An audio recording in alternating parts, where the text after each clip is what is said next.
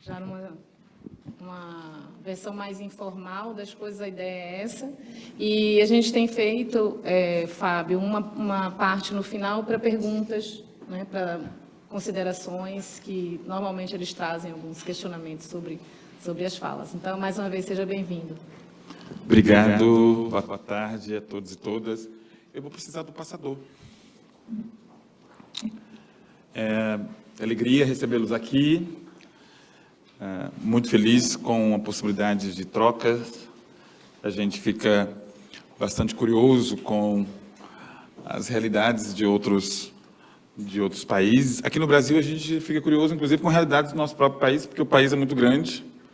Então, a gente tem alguns Brasis aqui, mas, com certeza, a gente dividir a experiência com países irmãos na língua portuguesa é bastante importante, né? Para além disso, irmãos na mesma ancestralidade, mais importante ainda. Bom, quanto tempo? Nós temos até, só para eu ver o ritmo aqui da...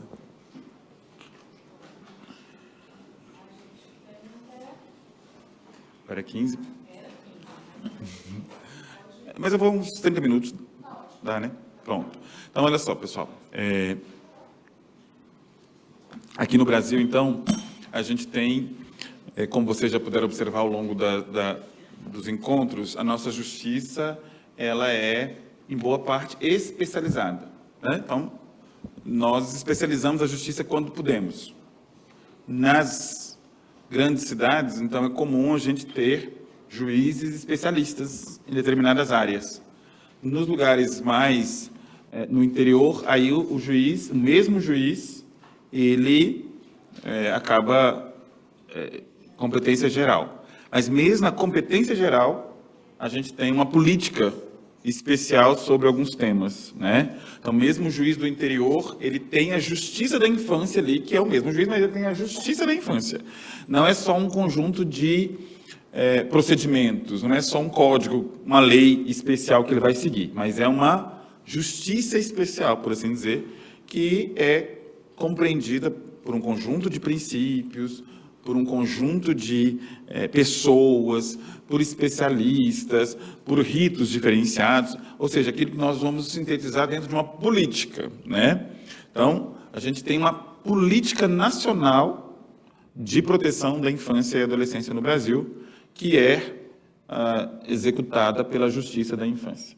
A Justiça da Infância, diferentemente das demais justiças, ela é uma justiça multidisciplinar, né? Então, você tem a figura do juiz, mas você também tem a figura de outros profissionais na atuação do Poder Judiciário, que, ao fim, configura uma rede de atuação, né? E, para que essa justiça seja uniforme no país inteiro, para que essa atuação seja uniforme no país inteiro, a gente tem o Conselho Nacional de Justiça, já deve ter tido um momento em que vocês conheceram o Conselho. O Conselho Nacional de Justiça, ele é um órgão de cúpula do Poder Judiciário, macrogestor das políticas do Judiciário. O Judiciário hoje, ele tem políticas públicas nacionais, judiciárias, para fazer com que a atuação dos juízes seja mais efetiva. O Conselho Nacional de Justiça, ele é o grande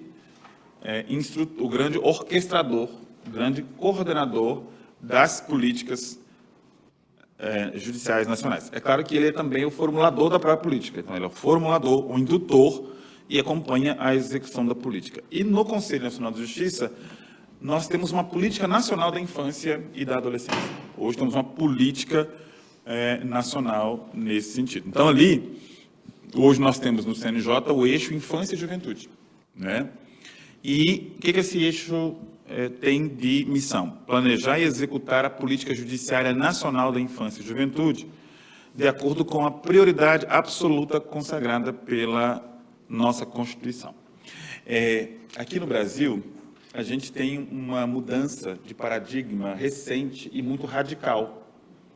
Recente que eu digo porque ela ainda está em curso, mas desde 1988, criança no Brasil, ela é reconhecida constitucionalmente como sujeito de direitos, né? Antes disso, o judiciário olhava para a criança e para a adolescência mais como um conjunto de situação irregular do que sujeito de direito, né? Antes, por exemplo, nós tínhamos aqui um código de menores.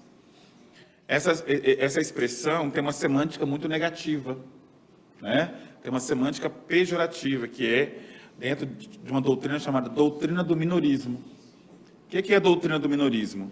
É aquela que vê a criança e o adolescente como o problema, como uma situação irregular, como um conjunto de coisas, como uma situação de risco. Então, em 1988, o artigo 227 da Constituição, ele vai dizer que a criança e o adolescente têm prioridade absoluta como sujeito de direitos, né?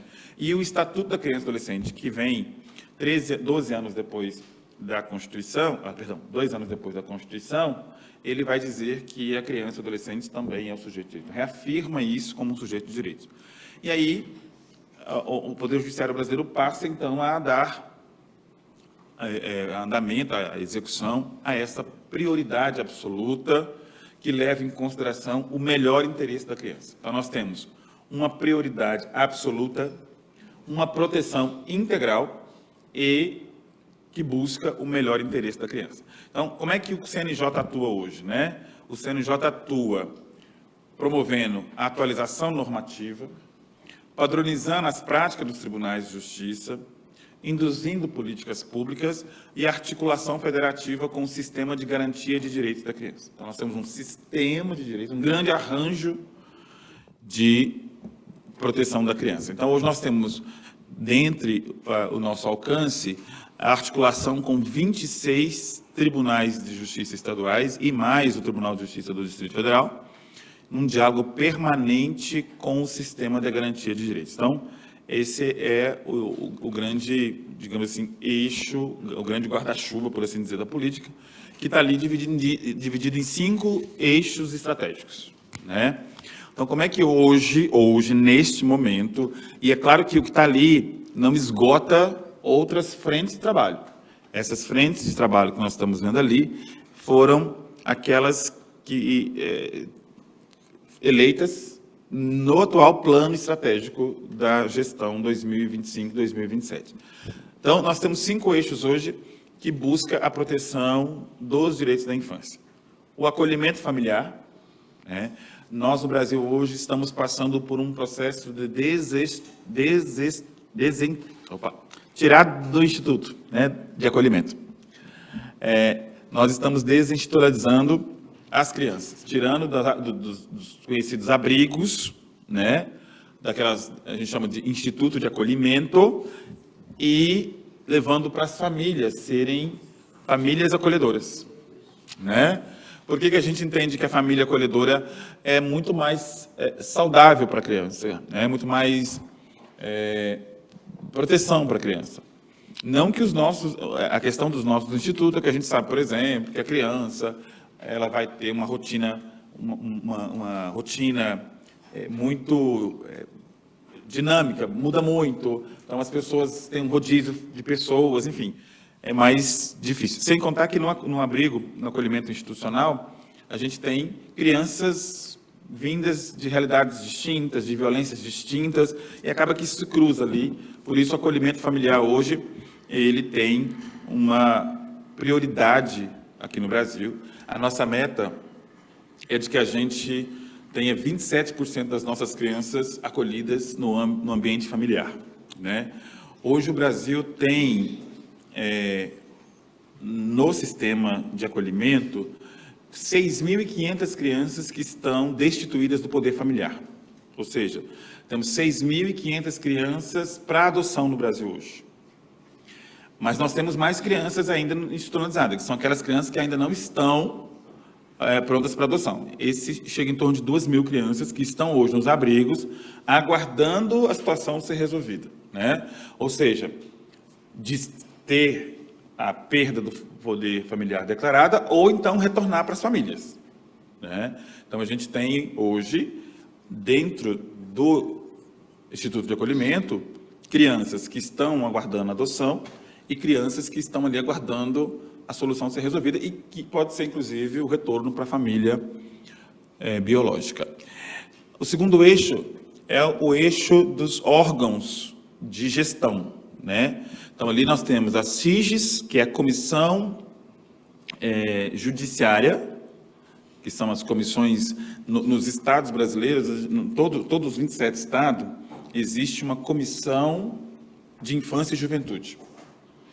Essa comissão, ela é um colegiado que discute toda a execução da política nos 27 estados. Cada estado tem uma, né? Então, tem um coordenador da infância e juventude e ele é o responsável por coordenar toda a execução da política lá no estado. Então, ele pega a política que é elaborada pelo CNJ e acompanha a sua execução no âmbito estadual, né? Então, são as comissões estaduais de infância e juventude.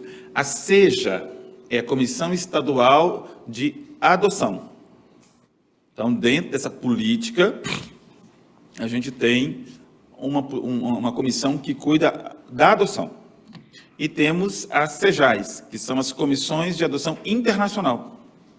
O Brasil, antigamente, até pouco tempo atrás, uns 10 anos atrás, tinha uma incidência grande de adoção internacional.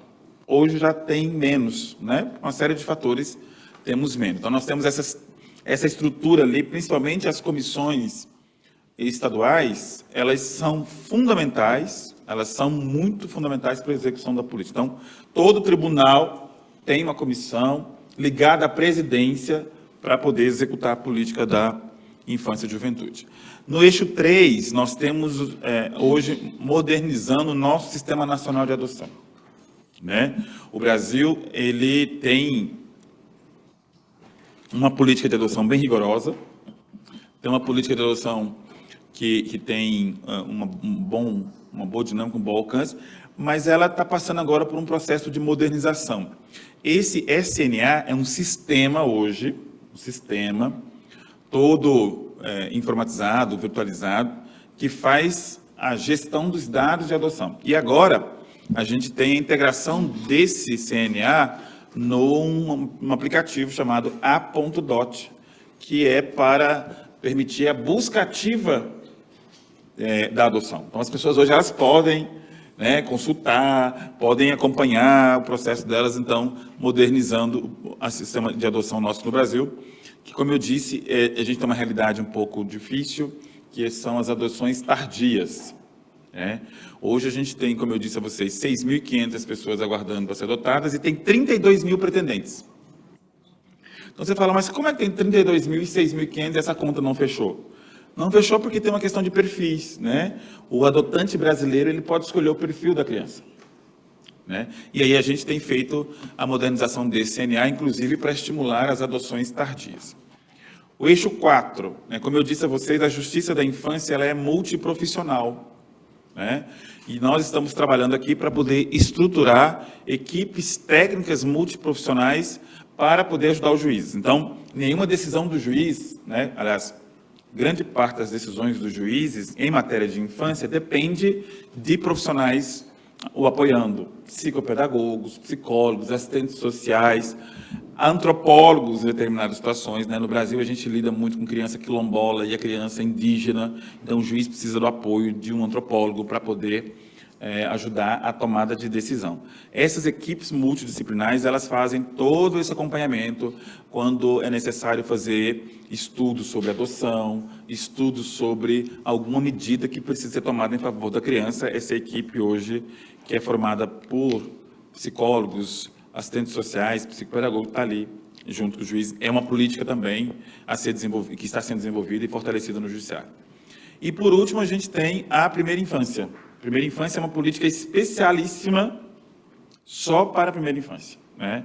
A fase mais aguda do desenvolvimento da pessoa. Aqui no Brasil, hoje, a gente tem uma política voltada só para isso, é a política da primeira infância. Essa política da primeira infância, ela é uma política transversal e interinstitucional. Então, ela pega tudo, desde questão nutricional, todas as questões, educação. Hoje, por exemplo, a gente desenvolve um programa chamado PIPA, que é o Judiciário buscando aumentar a oferta de vagas em creche. Então, é uma política bem ampla. Então, esse é um dos eixos também da política.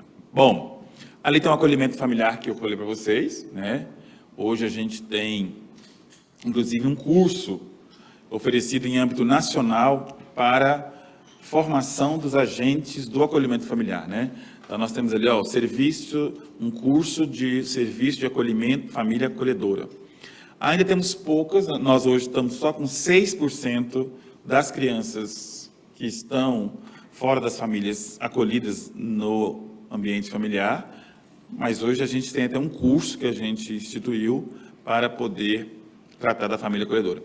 Então, ali a gente tem um grupo de trabalho hoje trabalhando com essa questão da família acolhedora, implantando, ampliando e qualificando esse serviço, a gente chama de serviço de acolhimento familiar.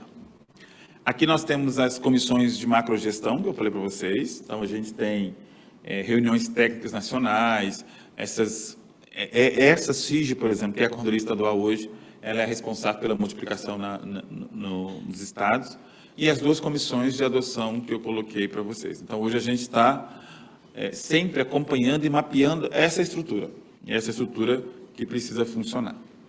A modernização do sistema de adoção, que eu falei para vocês, esse sistema, uma plataforma digital para a gente ter a busca ativa nacional para poder trabalhar com a adoção. Então, nós temos uma plataforma que busca unificar e tornar de forma acessível e segura a adoção. Então, nós temos aí esse aplicativo. O Conselho Nacional de Justiça premia as melhores práticas de proteção à infância. Isso é uma coisa muito interessante no Brasil. Então, aqui os juízes, os tribunais, eles são premiados, né, para poder incentivar a prática de proteção da infância. Então, nós temos ali a reavaliação do acolhimento como um item do plano, prazos processuais, ou seja, quanto mais rápido os processos, melhor nesse sentido. As equipes multidisciplinares, elas foram criadas recentemente, então, em dezembro de 2025, nós temos uma resolução do Conselho Nacional de Justiça para criar as equipes técnicas multidisciplinares, né? Elas buscam, então, dar esse suporte para o juiz de forma qualificada e permanente, e ser do Poder Judiciário, né? E ser do próprio Poder Judiciário. Então, assim, se o juiz está hoje, por exemplo, precisando ouvir uma criança que foi vítima de uma violência, então ele tem uma equipe que vai fazer o depoimento especial dessa criança, né?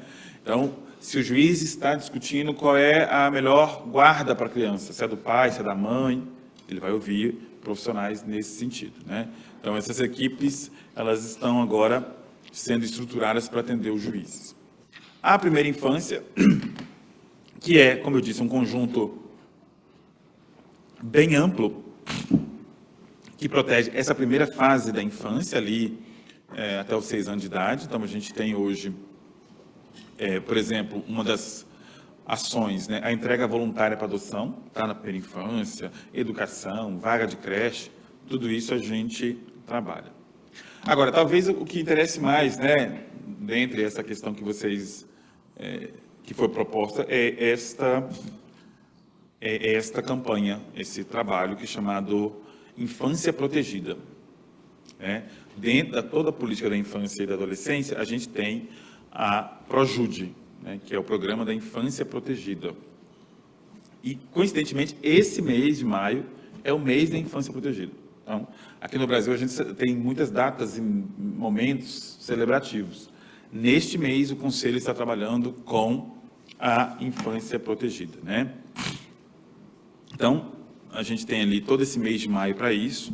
E o que essa política da infância protegida? Aqui, nós estamos falando especificamente da parte em que a criança é vítima de uma violência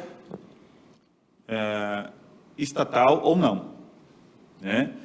E a política, ela diz respeito à resposta do Estado a essa violência, né? Hoje, por exemplo, o Conselho Nacional de Justiça está na Ilha do Marajó. É uma das regiões pobres do nosso país, uma das mais pobres do nosso país, Melgaço, por exemplo, e tem lá uma violência sistêmica contra as crianças, violência sexual contra as crianças, envolvendo, inclusive, tráfico de criança, envolvendo toda a ordem de violência severa mesmo. Então, quando a gente está diante desse tipo de violência, a resposta tem que ser específica. E aí nós temos, então, esta política que é a política da infância protegida. Na verdade, das infâncias protegidas.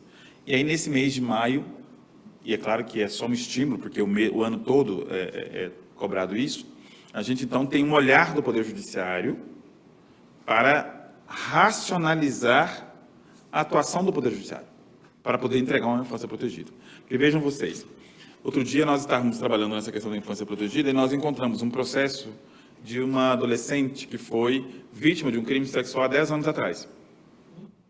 10 anos atrás. Esse é um exemplo enigmático. Por quê? Porque ele representa várias falhas do Estado, né? A falha dessa criança ter sido abusada sexualmente e a falha de não ter tido resposta, né? E uma terceira falha mais grave ainda, porque quando a gente chama essa pessoa agora para dizer para ela que nós vamos dar uma resposta, a gente está revitimizando essa criança, né? Uma das grandes preocupações que a gente tem com a infância protegida é criar um sistema de não revitimização, né? Por isso, uma resposta rápida para um caso como esse evita a revitimização, né? Porque uma resposta rápida você vai ter a atualidade do tema e aí, é claro, uma resposta nesse sentido. Então, na infância protegida, a gente busca, então, racionalizar os nossos processos. Processos ágeis, né, respostas rápidas, processos simples, simplificados, né? A gente precisa ter uma acessibilidade ao processo. Processo protegido. O que é esse processo que causa proteção, né? Por exemplo, a gente não pode ouvir, eu não sei se em Angola tem, depoimento especial. No Brasil, a criança tem um depoimento especial. Uma criança no Brasil não pode ser ouvida por uma pessoa que não tem um treinamento especial em ouvir crianças. Grande parte dos depoimentos de crianças vítimas de violência no Brasil não são feitos pelos juízes, embora os juízes possam fazer, desde que treinados a um depoimento especial, né? Para evitar a revitimização. Então, hoje, nos nossos tribunais, nos nossos fóruns, nós temos salas especiais com psicólogos, assistentes sociais, que fazem uma acolhida e uma oitiva, né, um depoimento especial como essa criança. Essa criança, por exemplo, como eu disse, raramente ela vai para uma sala de audiência. Então, ela fica numa sala especialmente preparada e aí o juiz tem uma videoconferência com o profissional que está lá e ele, então, faz as perguntas para esse profissional e esse profissional vai inquirir a criança, vai ouvir a criança, né? Essa é uma medida para nós assim muito, muito cara, uma medida que a gente insiste em aperfeiçoá-la, porque ela é fundamental para a gente não causar revitimizações da criança, além de ter uma coleta de evidências, uma coleta de provas adequada, né? Para a gente, inclusive, produzir a punição. Também faz parte dessa política a proteção da criança em juízo, né? Nós temos muitas crianças no Brasil ameaçadas, inclusive pelo crime organizado, facções criminosas. Aí a gente tem um programa chamado PPCAM, né? PPCAM é um programa especial de proteção de crianças ameaçadas. A semana passada, inclusive, eu estava acompanhando a transferência de uma adolescente para o PPCAM. E aí, essa criança, ela é acolhida no programa, transferida de estado, né, recebe uma outra identidade, orientações, até cessar a ameaça. Então, a gente tem esse programa no âmbito da infância protegida também. São várias outras políticas, mas essa é específica, voltada para a proteção da infância. No Brasil, quando a gente está falando de infância, justiça da infância, a gente divide essa justiça em duas justiças.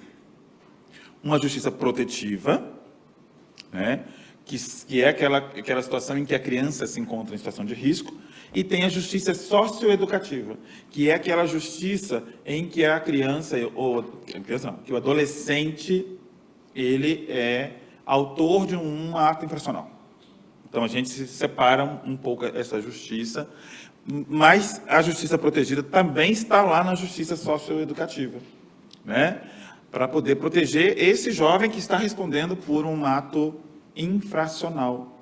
Então, a gente toma muito cuidado, por exemplo, Hoje, a gente não coloca nos lugares, no interior, onde tem um juiz que cuida quase que de tudo, a gente não coloca a justiça, a gente chama juvenil, né? A justiça socioeducativa, aquela que pune os adolescentes, junto com juízes criminais.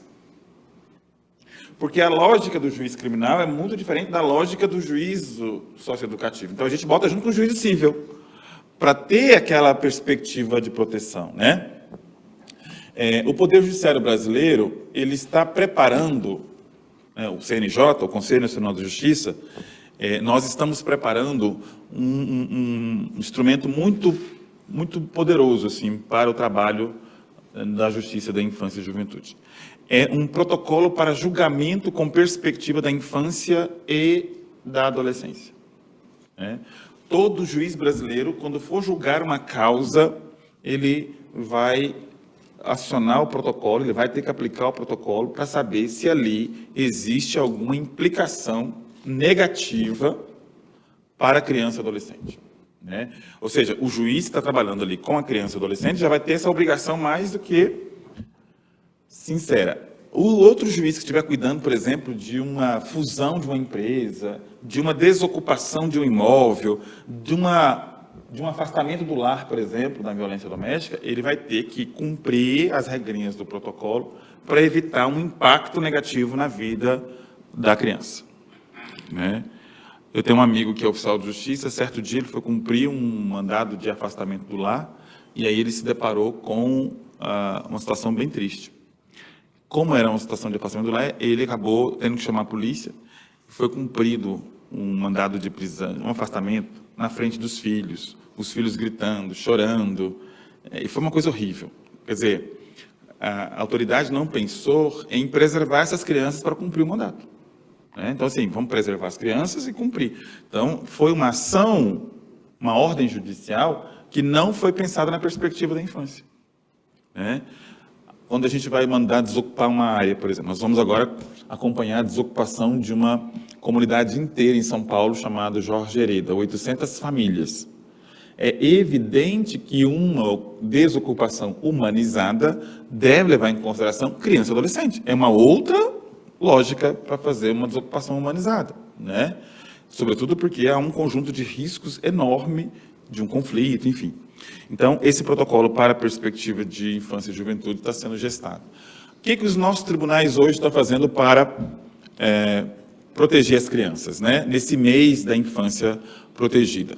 Campanha de prevenção às violências contra a criança, mutirões de depoimento especial, priorização de processos, capacitação de depoimento especial, como eu disse a vocês, julgamentos concentrados, capacitação em escuta especializada, equipar salas, instalar salas, quando não tem, e criar varas especializadas. Né?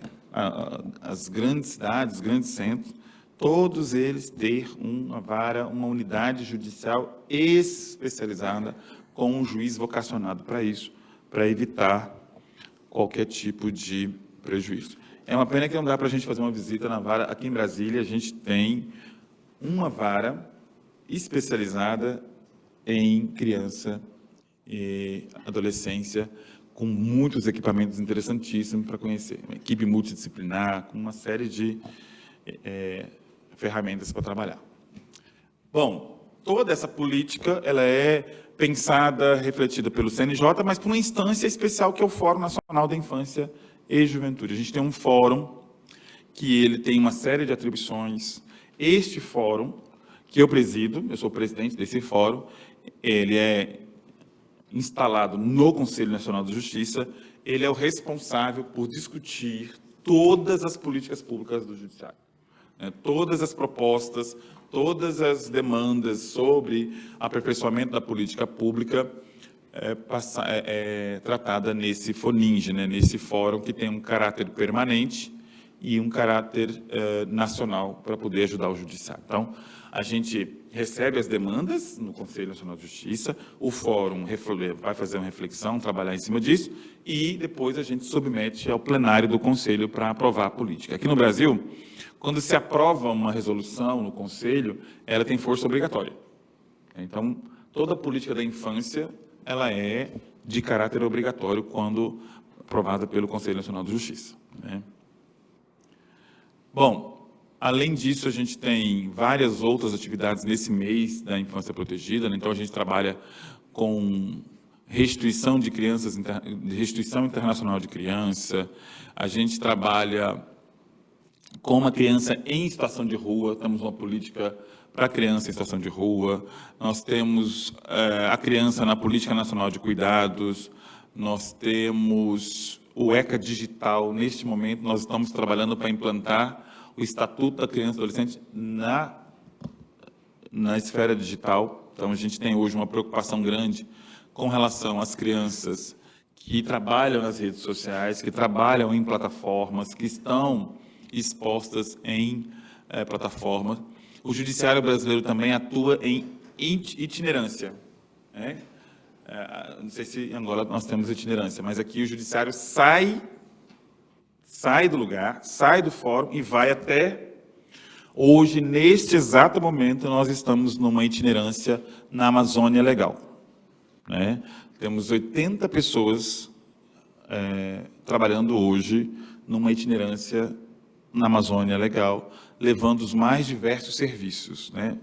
Hoje temos serviço, inclusive, do meu gabinete, do CNJ, lá em Breves, em Melgaço, que é o menor IDH do Brasil, levando a questão da criança. Se Renda à Infância, que é um programa para aquela mesma região, e outras parcerias que a gente tem, né? Então, tem essas atividades. Essa é a nossa mensagem, né? Proteger hoje é transformar o amanhã. O Brasil, infelizmente, tem ainda 25 milhões de crianças abaixo da linha mínima de direitos. Então, ainda temos muito o que produzir, mas, ao mesmo tempo, temos muitos avanços também. Tem uma política nacional, tem muitos juízes comprometidos, tem a prioridade absoluta da criança, que façam que, pelo menos, isso seja resolvido com a maior brevidade possível, e temos também, hoje, a compreensão de que criança é um sujeito de direitos e que a gente precisa proteger. Ok? Muito bem. 30 minutos para a gente ter um pouco mais de tempo de pergunta. Obrigado, gente.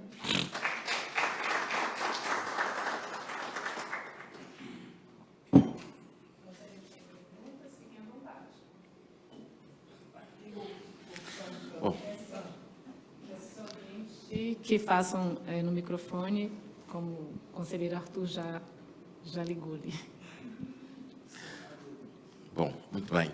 Olha, em primeiro lugar, eu quero felicitar pela apresentação, pela explanação e por essa partilha de experiências na realidade brasileira. Este é um tema interessante, tanto para o Brasil quanto para Angola.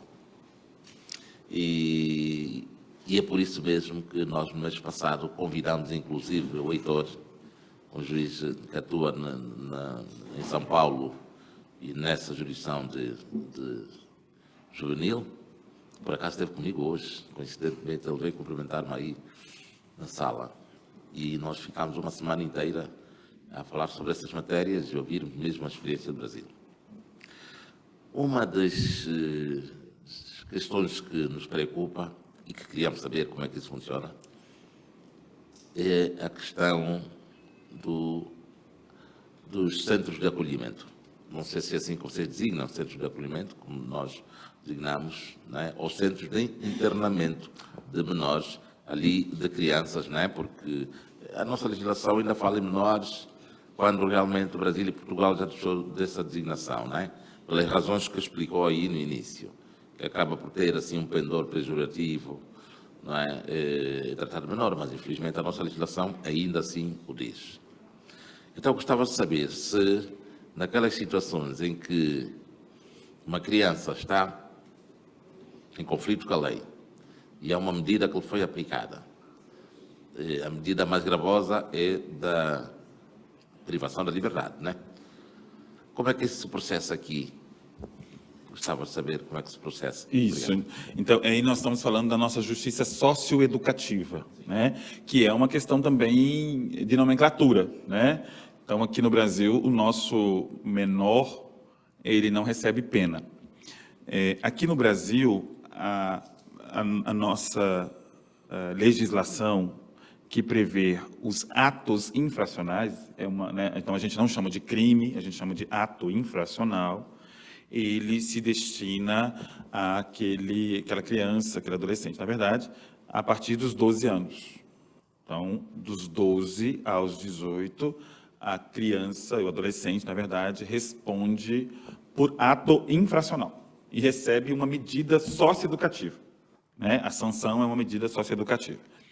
As medidas socioeducativas que nós temos no Brasil, elas são executadas de internação, né? Nós chamamos de internação, elas são executadas por instituições de internação, que a gente chama, né? Então, e os institutos de internação no Brasil, eles possuem vários níveis, né? Então, nós vamos ter aquele instituto de internação que vai ter uma restrição maior, uma segurança maior. Nós não designamos segurança máxima, mínima e média, mas tem aqueles em que, pela gravidade dos fatos, a gente tem um isolamento maior. Aqui no Brasil, por mais que o ato infracional ele compreenda até a maioridade, que é 18 anos, uma pessoa pode ficar internada até os 21. Então, a gente vai triar a internação também pelo nível de gravidade do ato infracional e pela idade também. Aqui em Brasília, por exemplo, nós estamos com 4 ou 5 unidades de internação espalhadas pelo território. E elas são, tipo, aquela unidade onde o menor pode ter maior flexibilidade, etc., ele fica nessa. Aqueles que têm mais restrições, ficam em outra. Então, essas unidades, elas, como eu disse, têm um perfil muito diferente, embora seja para privar a liberdade, mas é para a questão socioeducativa. Então, elas têm um dever de produzir uma série de atividades que buscam gerar essa possibilidade, essa questão socioeducativa. E no Brasil, a gente vai, então, executar as medidas socioeducativas de maneira progressiva, ou seja, o adolescente ele vai progredir de medida socioeducativa. Significa dizer que ele vai sair de uma medida mais grave para uma medida menos grave, né? Então, por exemplo, ele pode entrar, e também, claro, que ele pode já iniciar na medida menos grave. Então, por exemplo, nós teremos o caso de um ato infracional análogo ao de homicídio, que é depender da gravidade, vai ser uma internação. Mas nós temos outros atos, um furto, por exemplo, quando é o caso, ou alguma coisa nesse sentido, que a gente já vai dar, por exemplo, uma liberdade assistida, né? A liberdade assistida é um compromisso que é feito ali é uma medida socioeducativa, que é a família que vai acompanhar aquilo, ele vai ter assistido pela família. Aí nós temos aqui uma série de exigências para essa medida. Então, matrícula na escola, comparecimento, acompanhamento. Vocês viram aquelas equipes multidisciplinares? Acompanhamento por essa medida multidisciplinar, né? Então, aí esse adolescente ele vai ficar cumprindo uma medida socioeducativa, mas sendo assistido ali pela sua família. Então, aqui funciona assim. É claro que nem em todo lugar a gente tem essa estrutura para poder permitir que esse adolescente caminhe assim. Mas no Brasil, nos últimos 15 anos, sofreu uma radical transformação nesses espaços. Por exemplo, quando eu cheguei aqui em Brasília, nós tínhamos aqui no Brasil, na verdade, a gente tinha uns centros de internação famosos pelo grau de violência, pelo grau de abandono, pelo grau de problemas que tinha, né? Então, aqui no Brasil, a gente tinha até um termo bem pejorativo, chamado FEBEM, né? FEBEM era assim, fulano passou pela FEBEM, pronto, destruiu a vida da pessoa, né? Em São Paulo, a gente aí depois mudou o nome para Fundação Casa, né? Aqui em Brasília, a gente tinha o CAGE, que era uma FEBEM de Brasília, que passou pelo CAGE também. Então, também mudamos essa questão e passou a transformar essas instituições em instituições de internação, instituições para aplicar uma medida socioeducativa e não uma pena. E aí isso implica, então, que a gente tenha que desenvolver vários programas educacionais no interior das instituições, né? integração familiar. Por exemplo, hoje a gente tem a justiça restaurativa dentro das unidades familiares, unidade de internação. Temos a constelação, temos uma experiência aqui de constelação. Então, são várias atividades para que isso se torne algo, de fato, socioeducador.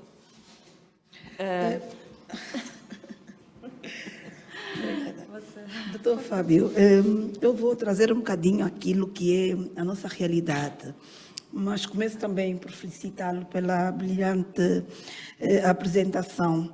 Dizer que vocês também estão de parabéns, porque estão muito mais avançados relativamente a nós no que concerne à proteção e os direitos da criança, principalmente por causa da implementação desta política de infância protegida. Vocês fazem uma divisão, uma separação daquela criança que precisa de cuidados, precisa de atenção e não tem por parte da sociedade ou dos familiares aquele acolhimento. E também tem aquelas que estão, nós chamamos crianças em conflito com a lei.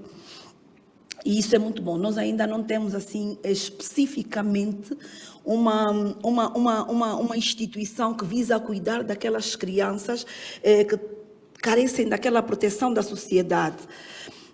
Claro que tratamos os processos das crianças num fórum geral e comum, mas, claro, eles têm prioridade. Quando chegam os processos de crimes de violação aos direitos das crianças, claro, têm prioridade e atenção especial, mas não temos uma instituição como tal para a proteção e acompanhamento. E falou também do protocolo, que eu gostei desse protocolo para seguir-se, orientar-se naquele que é o tratamento das crianças. Porque, pronto, as crianças são mesmo a prioridade e as crianças protegidas pressupõem uma sociedade futura também robusta, porque se não protegemos as crianças, se não cuidarmos das crianças, temos um comprometimento de adultos futuros, pronto, e consequentemente o país e a desestabilidade social. Entre nós temos a sala da competência de justiça juvenil. Antigamente era julgado de menores, mas agora passou a ser a justiça juvenil. Acho que é justiça juvenil, sim, sala da justiça juvenil. E infelizmente também não temos um centro de acolhimento. Não temos. As crianças em conflito com a lei vão para aquela instituição, ali são ouvidas, claro que por agentes especializados, por um psicólogo, um assistente social, o juiz não é trajado de beca, a audição é especial, não temos um protocolo, um mecanismo de audição da criança, mas não é tratada da mesma forma como se trata um arguido adulto, porque a nossa imputabilidade penal começa a contar a partir dos 16 anos. Então, abaixo de 16 anos já é tratado como criança em conflito com a lei e já tem esse tratamento e acompanhamento especial. E ainda bem que vai para Angola, porque vai levar também esta realidade para nós. Ainda bem que temos essa cooperação. É uma forma de bebermos de vocês essa situação. E até porque nós estamos a abraçar mesmo muito essa causa da proteção aos direitos da criança, porque vamos vendo a violação constante dos direitos da criança, principalmente no que concerne ao abuso sexual. Quer seja rapazes, quer seja meninas, de tenra idade, são frequentemente abusadas sexualmente. E o pior é que este abuso sexual não é só de pessoas tão distantes, é essencialmente ali mesmo no seio da família, no seio da comunidade, pessoas que tenham a obrigação de proteger e salvaguardar aquela criança, os direitos das crianças, são as tais que as violam.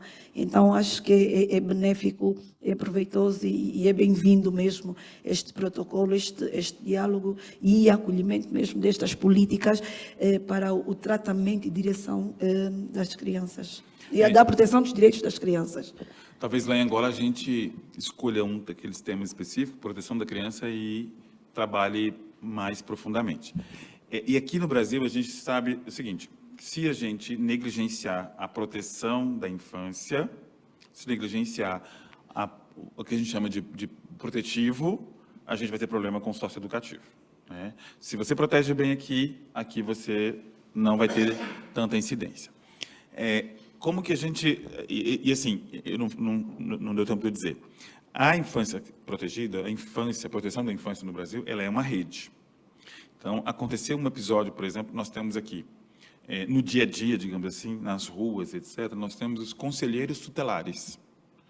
São pessoas eleitas pela comunidade, remuneradas pelo Poder Executivo, pelas prefeituras, que têm a função de fiscais. Os fiscais mesmo, né, que vão receber denúncias de maus tratos, de crianças negligenciadas. Aí, na escola, enfim, qualquer canto, dali a gente já vai direto para uma delegacia especializada, chama DCPA. São as delegacias especializadas em crianças e juventude. Nem todo lugar tem, mas aqui em Brasília a gente tem uma delegacia que chama DCPA, que é uma delegacia especializada em juventude, com profissionais qualificados, etc. E dali vai para uma vara judicial especializada em juventude, onde tem. E nesse caminho todo, a gente tem várias redes, né, atuando, não só de equipes profissionais, mas também agentes, instituições que vão se somando a esta proteção. Quando chega em juízo, a gente ainda vai aplicar todo um conjunto de ações especiais para a criança, né, de proteção. Nesse caso do abuso sexual, a gente tem uma preocupação muito grande por ser algo muito interno, familiar e que diz respeito a algum tipo de questão material. Aí a gente também aciona essas redes para isso, né? Então, essa é a nossa experiência. Talvez em Angola a gente escolha explorar bastante essa questão da proteção, porque, como eu disse, a gente precisa de uma resposta muito rápida e a gente precisa também não gerar revitimização, né? E ter um efeito pedagógico importante. Obrigada, Dr. Fábio. À semelhança dos que me antecederam, também gostaria de parabenizá-lo pela exposição clara que acabou de fazer.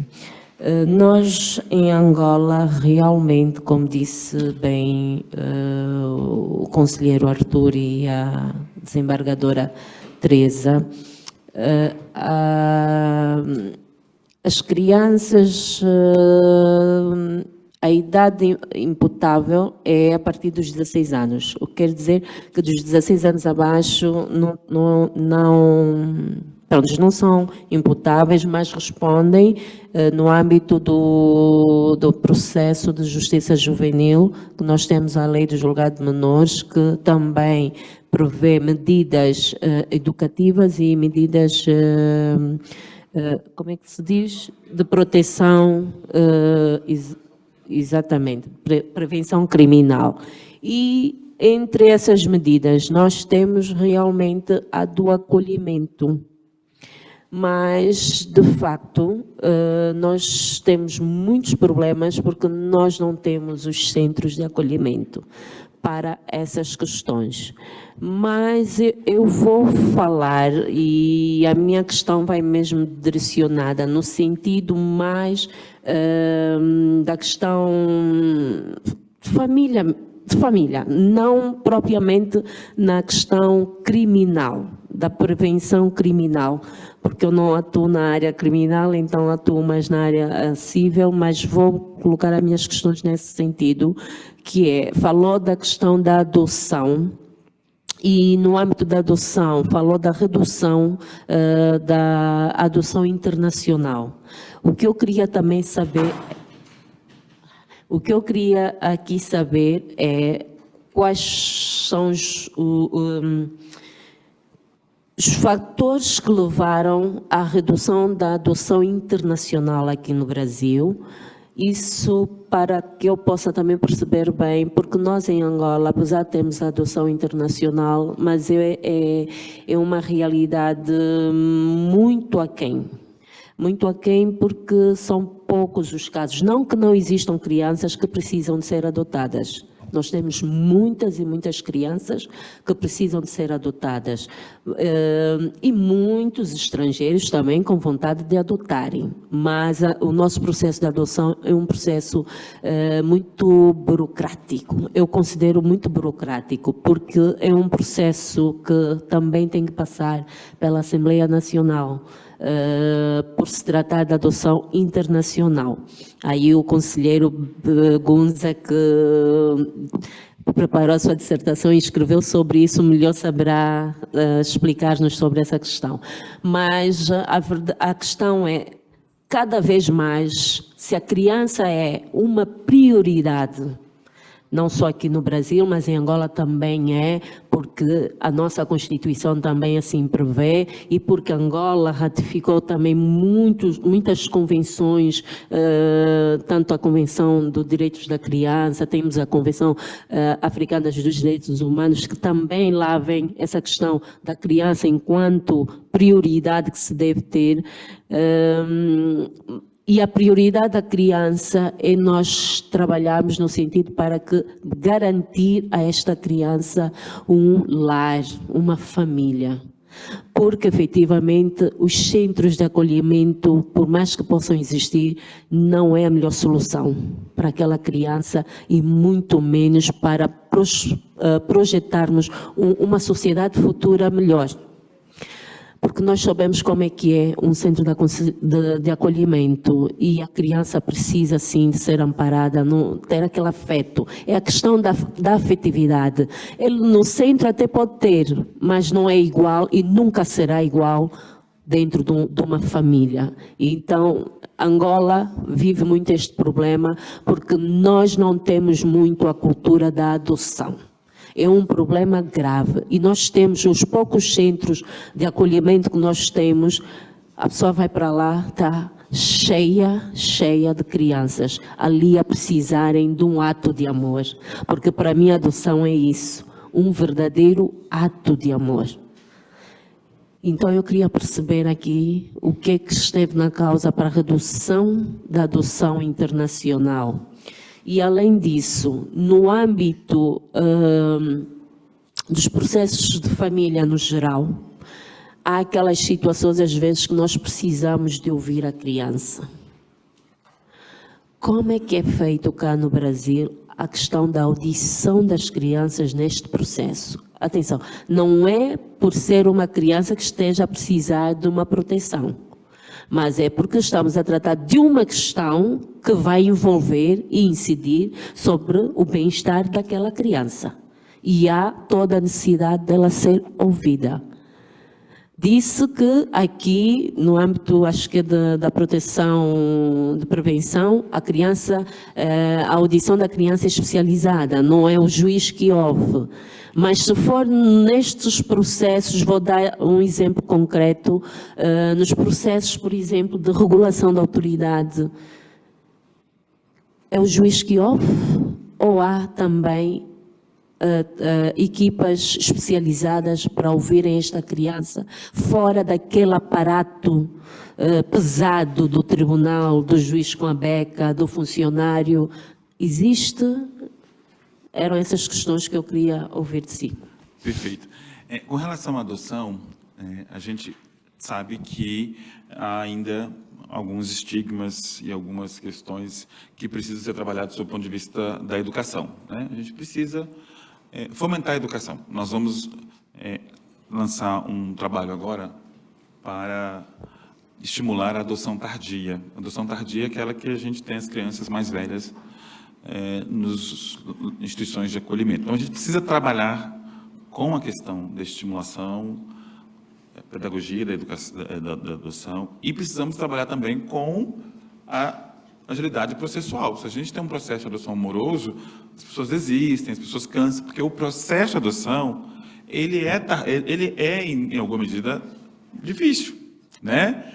Boa parte dos adotantes, eles estão ali diante de uma frustração, né? Mães, pais que não conseguiram, por exemplo, realizar de forma biológica a paternidade e a maternidade. Então, a gente tem que lidar com isso também. Então, a gente tem toda essa preocupação. Agora mesmo, nós adotamos uma plataforma chamada A.dot, onde as pessoas podem fazer busca ativa. E dentro da plataforma A.dot, nós estamos adotando uma espécie de estímulo à adoção tardia. Então, veja, outro dia aconteceu uma experiência bem interessante. Nós temos um juiz que ele faz um programa de entrevista com os pais. E aí, enquanto ele está entrevistando os pais que normalmente querem um bebê, ele põe um telão atrás, durante a entrevista, passando fotografias de crianças mais velhas. Numa dessas entrevistas, a mulher olhou e falou assim, eu quero conhecer aquela criança. Era uma criança de 13 anos. E ela conheceu e disse, é minha filha. E a adoção tardia saiu. Então, a gente tem que criar mecanismos para poder fazer com que as adoções tardias se deem de maneira mais ágil também. Quanto à adoção internacional, nós temos duas teses, dois fatores aí pela redução da adoção internacional. Primeiro, a questão que o destino das adoções internacionais do Brasil é a Europa. E com o fenômeno da migração na Europa, isso teria contribuído para a redução. E outra coisa que também é importante destacar é que o brasileiro mudou, primeiro que era o destino à Europa e por que a Europa tinha essa questão? Porque o europeu tinha mais o hábito de adotar crianças mais velhas e conjunto de irmãos. O brasileiro mudou o hábito. O brasileiro passou a fazer adoções tardias e também adoção com grupos de irmãos. Aí também cai o número por isso. Então, você tem a migração e tem esses fatores que fez com que a adoção internacional diminuísse. Então, a gente tem raríssimas hoje no Brasil adoções internacionais por esses fatores, né? Sem contar fatores econômicos, etc. Com relação a essa criança, respondendo à última pergunta, com relação a essa criança que não está em situação de risco, né? A gente chama isso, porque o que divide a atuação da justiça protetiva é a situação de risco, né? O artigo 98 e 99 do ECA, do Estatuto da Criança. Então, toda vez que tem a incidência do artigo 99 e 98 do ECA, aí tem a justiça protetiva. Do outro lado, tem a justiça socioeducativa. E é claro que tem um universo de crianças aqui no meio que estão em processos para definir guarda, para definir uma série de coisas.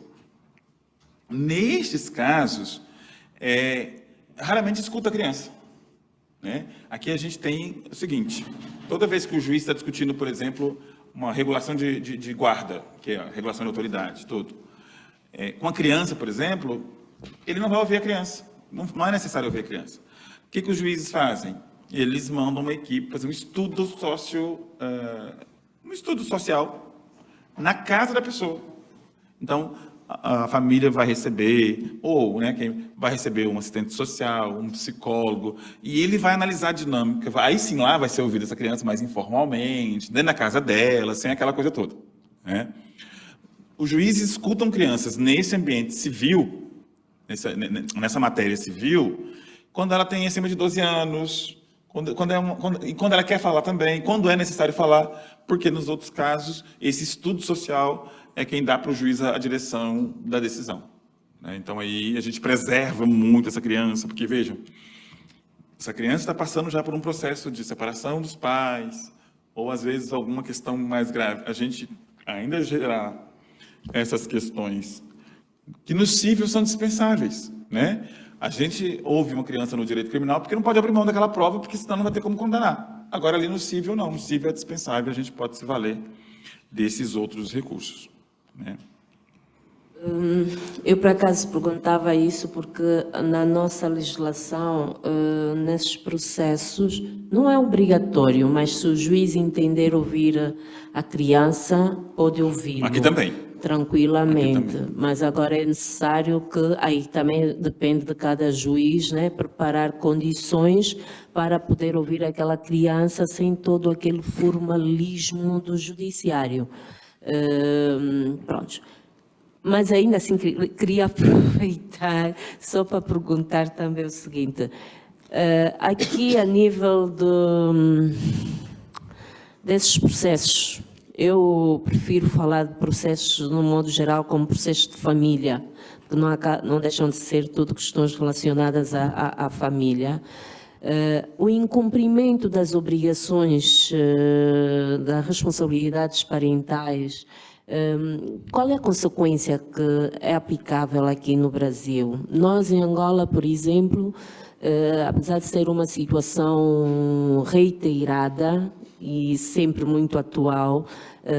A única consequência que nós temos, nós tratamos, o conselheiro está a rir, a única situação, a prevenção, pronto, a forma como nós temos de tratar isso é através da lei da violência doméstica, porque é uma lei quase que, vamos dizer, recente, comparativamente ao nosso Código de Família, e nesta lei está previsto o incumprimento, o abandono familiar, não é, como uma violência, um crime. E então esta questão acaba, apesar de ser uma questão que está ligada à família e que deveria ser tratada de todas as formas só na sala especializada de família, mas quando existem essas situações de incumprimento, para se poder responsabilizar pelo crime de abandono, que é a violência, no âmbito da violência doméstica, tem que ser encaminhado para a sala criminal. A sala de violência doméstica. Nós temos um regulamento, a lei da violência doméstica é reforçada por um regulamento que prevê essa situação, por causa da proteção da criança. A criança não pode esperar por alimentos, é imediata a prestação de alimentos. E então é uma exceção à regra, porque a prestação de alimentos é uma matéria que é tratada regularmente e por lei na sala de família. Todavia, a lei dá uma margem ao juiz do crime, ao juiz criminal, para, no âmbito da violência doméstica, para decretar, arbitrar os alimentos da criança, sob pena de, em caso de incumprimento, aquele progenitor incorrer num crime de desobediência e lhe aplicada uma pena privativa de liberdade. E também é um crime, violência doméstica, abandono familiar é um crime de violência doméstica. E é punível com uma pena de 2 a 8 anos. E então é a condição que os juízes adotam para que ele preste, porque muitas das vezes os pais têm possibilidades, podem prestar os alimentos aos seus filhos, mas furtam-se desta obrigação. E então uma forma de cumpri-lo, obrigá-lo a cumprir com aquela obrigação, é mesmo tratar por força deste regulamento, pronto, decretar ali a prestação de alimentos. Aqui também nós temos essa possibilidade de mitigação das competências, né? Nós temos, bom, em termos de negligência da criança no Brasil hoje pela família, nós temos várias possibilidades, né? Nós temos o abandono de incapaz, o abandono intelectual, quando a família não provê a escola, né, não levar para a escola, etc. E tem a situação de risco gerada pela própria família, né? Ontem mesmo a gente viu na televisão uma mãe que amarrava a criança e deixava a criança amarrada em casa. Então, aí já é um outro grau de violência mesmo. Aí nós temos a esfera criminal para apurar esse tipo de coisa, que não é muito comum quando só se trata do abandono ou da falta de ir para a escola. Agora, a violência em si, a perpetração de violência, aí a gente vai ter, sim, todos esses recursos. Quanto à questão alimentar, nós temos uma legislação própria para isso, inclusive a única possibilidade de prisão que a gente tem no país é essa, e tem também de prisão civil. E temos hoje a possibilidade das medidas protetivas concedidas pela Maria da Penha, a gente conceder os alimentos. Mas nestes casos, aqui no Brasil, a gente tem algumas restrições, né? Concede-se esses alimentos ali, desde que a pessoa beneficiada pelos alimentos seja a pessoa violentada, seja a pessoa que esteja sofrendo essa violência doméstica. Então, aqui se tem um cuidado também para não transformar a jurisdição criminal numa jurisdição civil sem a necessidade para isso. E aqui, quando a gente tem uma falha, digamos assim, estrutural da família com os deveres de proteção, a família perde o poder familiar. Então, aqui, quando há uma negligência contra a criança, existe um acionamento do Estado, conselhos tutelares, se for criminal, a polícia, todas as instituições. Essa criança é acolhida numa instituição de acolhimento, recebe todos os cuidados nessa instituição de acolhimento, enquanto a família é investigada sobre a condição de continuar ou não no poder familiar. Se a família tem condição de seguir no poder familiar, ela tem a guarda de volta daquela criança, daquelas crianças. E segue sendo acompanhada. Quando essa família não tem, o juiz decreta a perda do poder familiar. A partir dali, inicia o processo de adoção, né? E antes disso, o juiz tenta buscar a família extensa, né? Que é outros membros daquela família para ver se cuida dessa criança. Então, funciona isso. Infelizmente, essa é uma dificuldade que nós temos, não é? Aqui também. Porque Assim, as crianças que nós temos nos poucos centros de acolhimento não são crianças derivadas de situações de perda do poder parental, não. É mesmo crianças fruto da guerra, que perderam os seus pais e se desconhecem a família extensa. Outras são crianças que os pais mesmo estão identificados, mas não têm a mínima condição nenhuma de manter aquelas crianças e abandonam-as na rua e são recolhidas depois pelo nosso o INAC, que as recolhe e leva para os centros. Outras situações são aquelas que as próprias famílias mesmo é que vão aos centros e entregam e vão. a adoção, então, tem que ser algo muito bem trabalhado. Vamos para a última pergunta, porque a desembargadora Rosemary já está aqui para... Boa tarde a todos e a todas. Eu vou utilizar uma expressão que eu aprendi aqui no Brasil, esses dias que eu estou aqui. Doutor Fábio, você é maravilhoso. Obrigado. Muito obrigado. Para dizer que estou muito impactada com a apresentação do Dr. Fábio e nessa sua exposição, temas que nos trazem à reflexão muitas questões, para dizer também que o tema da criança, na verdade, já é por si só um tema bastante impactante. E o Dr. Fábio, na apresentação, falava, ou podemos dizer que tentou falar sobre a questão da... eu vou ver se eu consigo, já que o Dr. Fábio não conseguiu, eu vou ver se eu consigo falar aquela palavra difícil. Difícil. Não consigo falar ainda. Não, vamos falar os dois. Desinstitucionalização. Exatamente. Opa. Exatamente. Conseguimos. Conseguimos. Me parece que nós estamos em rumos diferentes, Angola e Brasil, nessa questão. Brasil está no caminho de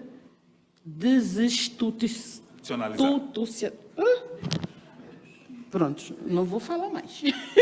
Vamos lá ver. É só isso aqui uma observação. Nós temos que ser mesmo objetivos. Telegráficos, sim. Porque nós temos uma visita às 17h30. Está bem. Está bem, venerando. Está bem, vou ser telegráfica. Então, penso que nós estamos no caminho inverso. Aqui, a questão é retirar essas crianças dos centros de acolhimento, né, para as famílias. E nós lá estamos à procura de centros de acolhimento para as crianças. Porque nós temos, infelizmente, uma lista longa de fenómenos que estão a acontecer com as crianças.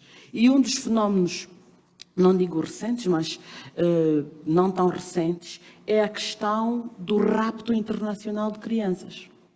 Então, eu queria que o Dr. Fábio aqui também, né, rapidamente nos dissesse como é que o Brasil tem estado a lidar com essa questão do rapto internacional de crianças. Porque nós temos muitos estrangeiros hoje, estrangeiros principalmente da África do Oeste, que nós chamamos os mamadus. Eles têm os filhos com as angolanas, e há muitos relatos de angolanas que têm filhos com cidadãos desses países e que, a determinada altura, eles levam as crianças para os países deles. Sempre com a autorização da mãe, com a desculpa de que vão levar a criança para visitar e para conhecer os familiares do pai. Obrigada. Perfeito. Essa aqui é uma matéria da Justiça, da qual faz parte a desembargadora Rosemary, que é, aqui nós temos a Convenção de Haia, e nós temos aqui uma rede no Brasil, que são os juízes do enlace. Inclusive, nós estamos, neste momento, no Conselho Nacional de Justiça, reformando todo normativo que diz respeito à restituição internacional de criança. Nós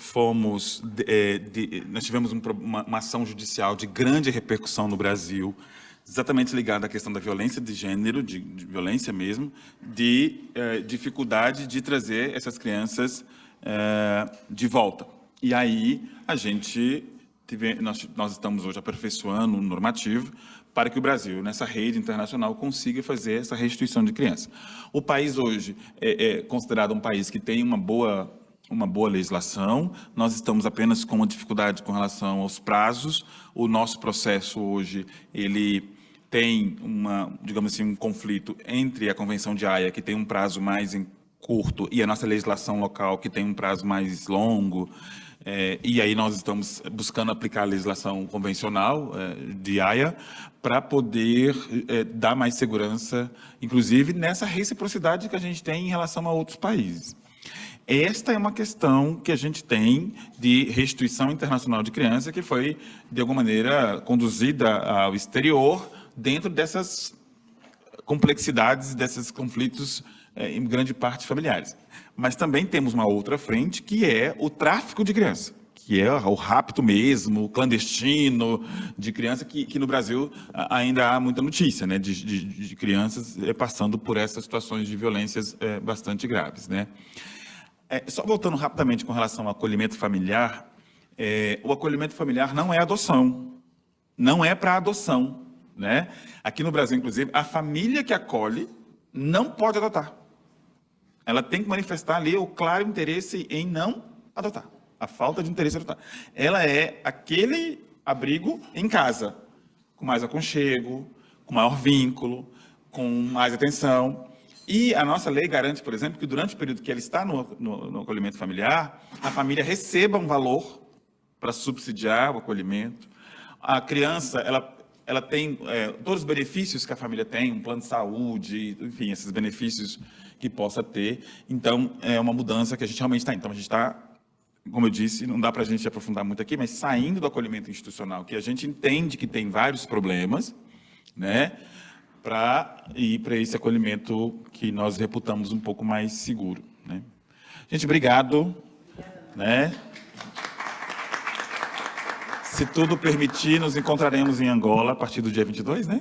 A partir do dia 22, conselheiro. Muito bem. E vamos continuar falando de infância lá, eu acho, não?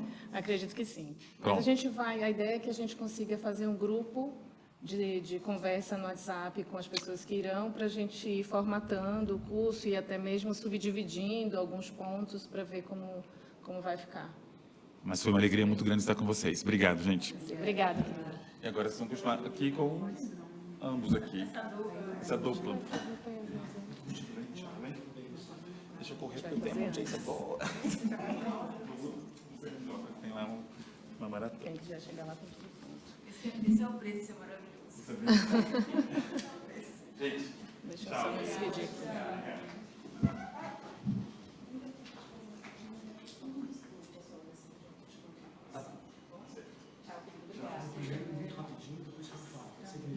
Então, passando já imediatamente a palavra para slide. Temos slide, apresentação do Dr. Gajardoni. Bem, eu vou começar então. Pode começar direto. Inicialmente, cumprimentar a doutora Maralina, que é a nossa secretária da Infam. Gostaria de cumprimentar também a desembargadora Rosimeire Gonçalves de Carvalho, do Tribunal Regional Federal da Primeira Região, e cumprimentar nossos colegas magistrados e magistradas do Poder Judiciário de Angola.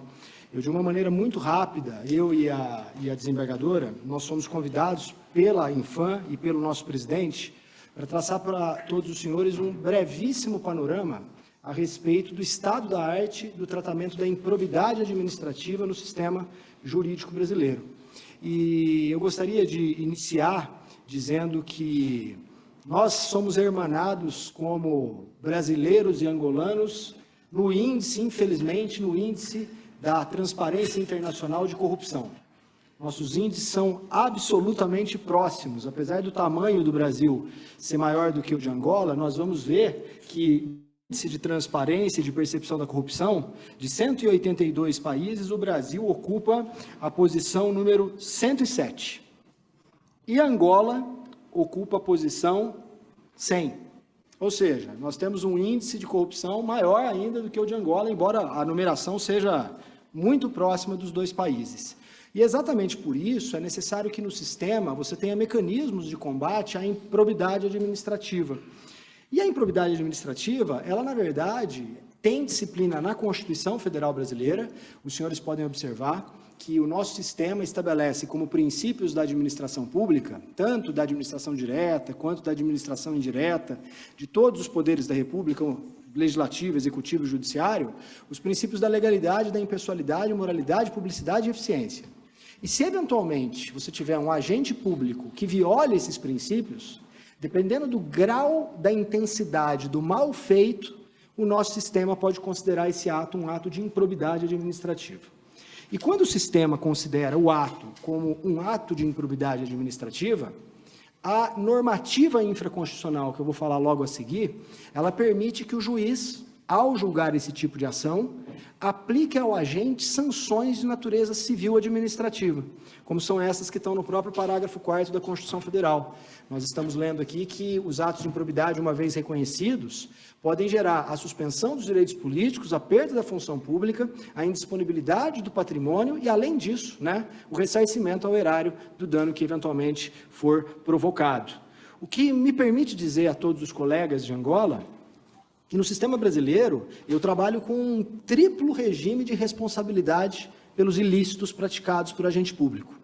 Eu tenho o primeiro regime de responsabilidade, que é o regime bastante conhecido de todos nós, que é o regime penal. O indivíduo responde na esfera penal pela prática do crime relacionado à improbidade, que pode ser corrupção, que pode ser peculato, que pode ser prevaricação. Ele responde na esfera estritamente administrativa, e aí ele vai ser investigado pelos órgãos internos do próprio Estado, através de um processo administrativo que pode levar, inclusive, à aplicação de sanções como suspensão de salário, perda do cargo, mas sem prejuízo desse sistema de responsabilização penal e responsabilização estritamente administrativa, surge ainda no Brasil um terceiro modelo de responsabilidade, que é esse, que é o modelo da responsabilidade administrativo-civil, que envolve estritamente a verificação da prática dos atos de improbidade. Certamente os colegas vão se perguntar, mas afinal de contas, eu entendi a ideia, entendi a tríplice regime de responsabilização civil e penal, mas eu não consigo entender o que seriam esses atos de improbidade que tanto você está falando. E aí, no Brasil, nós temos duas leis que regulamentam a improbidade administrativa, que são essas duas leis que eu coloquei ali para todos os colegas, que são as leis 8.429 de 92, que é a lei de improbidade administrativa brasileira, que se deu com uma reforma recente que nós tivemos nela, que é a Lei 14.203 de 2021. Aqui no Brasil a gente tem o hábito de chamá-la de LIA, parece o nome de uma mulher, Mas na verdade é a Lei de Improbidade Administrativa Brasileira. Existe uma outra lei paralela à Lei de Improbidade, que é essa Lei 12.846 de 2013, que é a lei que a gente fala que é a Lei de Anticorrupção Empresarial. Essa lei, ela na verdade permite considerar que a improbidade administrativa não é só praticada por agente público, pessoa física, mas que você pode ter no âmbito das pessoas jurídicas grandes corporações, que são corporações corruptoras, que praticam atos ilícitos, que fazem lobby ilegal, e, portanto, elas eventualmente podem ser sancionadas também com o regime dessa improbidade administrativa constitucional. E aí a lei brasileira, o sistema brasileiro, divide as improbidades administrativas em três grandes grupos. E, obviamente, se os colegas observarem esses três grandes grupos, verão que esses três grandes grupos são classificados conforme a gravidade. Um primeiro grupo de improbidade administrativa são aqueles atos dolosos de improbidade que importam enriquecimento ilícito. E aí a legislação brasileira, no artigo 9º, vai dar alguns exemplos. É o agente público que recebe propina para eventualmente praticar um ato ilícito, para favorecer segmento. É o indivíduo que se apropria do erário público, se apropria do bem público, para poder eventualmente, em benefício próprio, se enriquecer. Esse é o modelo de atos de improbidade mais graves que nós temos no Brasil. E é interessante porque o rol das hipóteses de improbidade do artigo 9º é um rol amplo, é um rol exemplificativo. Não temos todas as hipóteses previstas em lei. Permite, portanto, que o juiz tenha a possibilidade de encontrar outras hipóteses. Existe um segundo grupo de improbidade administrativa, que são os atos dolosos de improbidade, que causam prejuízo ao erário. Notem a diferença para o primeiro modelo. No primeiro modelo, o agente se enriquece. Nesse segundo modelo, que é um pouco mais brando, ele causa prejuízo ao erário, mas não necessariamente se enriquecendo. É aquele servidor público que atende um favor que não deveria atender para favorecer um terceiro. É aquele indivíduo que, por exemplo, aceita superfaturar uma licitação ou subfaturar, né, a alienação de um bem público. É o indivíduo que, eventualmente, ele frustra o caráter competitivo da licitação, causando prejuízo ao erário, mas, repito, sem ter o enriquecimento em causa própria. E, finalmente, um terceiro modelo, e é o modelo mais polêmico que nós temos no sistema, que são os atos dolosos menos graves, mas continuam sendo improbidade administrativa, que é o ato doloso que não gera nem enriquecimento sem causa, mas também não gera prejuízo ao erário. Ele gera o quê? Ele gera uma ofensa aos princípios que atentam, que prevêem, que disciplinam a administração pública, que são as improbidades do artigo 11. E aí os senhores vão dizer assim, mas eu não consigo imaginar uma improbidade que não causa prejuízo ao erário ou gera enriquecimento ilícito. Temos várias hipóteses. Por exemplo, o funcionário público que entrega a um Estado estrangeiro um segredo de Estado. Isso é improbidade administrativa para o direito brasileiro. O erário nem gera enriquecimento, porém, isso pode implicar no apenamento. Um outro exemplo, o agente público, que é obrigado a prestar contas da sua administração periodicamente, com o uso de recurso público, e que não presta as contas, também pode ser apenado por improbidade administrativa. E eu não sei se os colegas lá de Angola têm essa experiência no seu país, mas aqui no Brasil nós tivemos durante muito tempo um grave problema de nepotismo, que é o emprego de parentes muito próximos na administração pública. Isso, em tese, viola o princípio da moralidade administrativa no Brasil e pode ser apenado por improbidade administrativa. E aí os colegas vão se perguntar, mas uma vez condenado o indivíduo por improbidade, o que pode ser feito contra ele? Lembrem que a Constituição Federal já disciplina as sanções, mas a legislação infraconstitucional, ela vai lá e traz uma disciplina um pouco mais precisa a respeito das sanções. Já disse que a perda dos bens ou valores acrescidos ilicitamente ao patrimônio, se houver. É interessante destacar que a perda da função pública também ocorre se houver. E aqui no Brasil nós temos um problema, que é um problema mundial, né? O indivíduo hoje ele é deputado federal. Ele comete um ato de improbidade. Quando ele for condenado, ele já não é mais deputado federal. Ele é prefeito do município.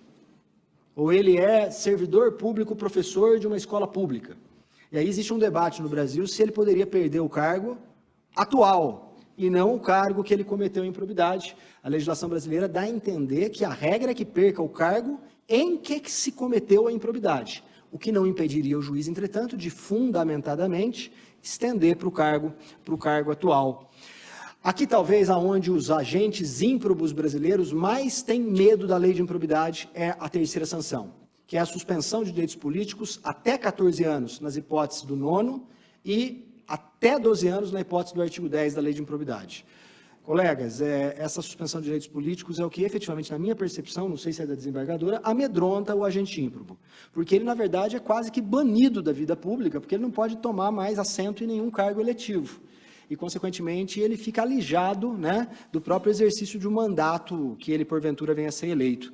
E, infelizmente, mesmo o indivíduo estando condenado por improbidade administrativa, no Brasil não é incomum que ele seja reeleito exatamente na próxima eleição, né? Acho que isso é um problema grave, de falta de cidadania ainda, que nós precisamos resolver no nosso país. O pagamento de multa civil, que é um castigo por ele ter praticado a improbidade, e, especialmente para aqueles que são da iniciativa privada, existe uma proibição aí de contratar com o poder público ou receber benefícios e incentivos fiscais por até 12 anos. Então, esse é o quadro de quem pratica improbidade administrativa. Obviamente, isso não é feito a gosto do freguês, o judiciário não sai distribuindo improbidade de graça, é necessário que haja uma ação judicial, que é uma ação de conteúdo civil sancionatório, né? Não é penal sancionatório, é civil sancionatório, e que pode ser proposta por Ministério Público, como os colegas estão vendo, e também pela própria pessoa jurídica lesada, que é a pessoa que sofreu o prejuízo em virtude da ocorrência do ato de improbidade.